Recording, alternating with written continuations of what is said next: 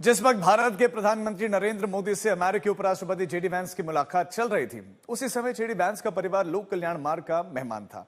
इस भव्य मेहमान नवाजी और डिनर के बीच में भारत और अमेरिका के बीच अहम द्विपक्षीय बातचीत भी हुई।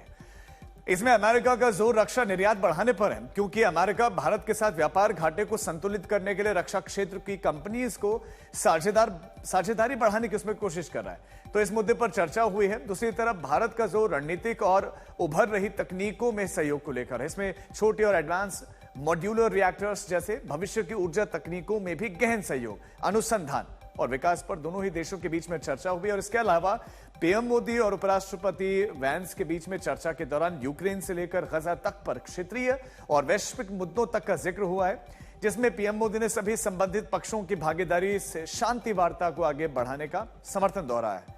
दोनों ही देशों के बीच में इस बात पर भी सहमति बनी कि दोनों ही देशों के बीच में द्विपक्षीय संबंधों का नया आधार catalysing opportunities for military partnership, accelerated commerce and technology यानी कि इंडिया यूएस कॉम्पैक्ट होगा।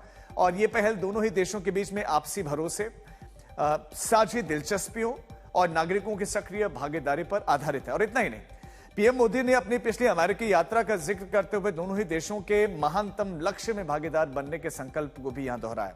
इसमें भारत को 2047 तक विकसित राष्ट्र बनाने का लक्ष्य शामिल है।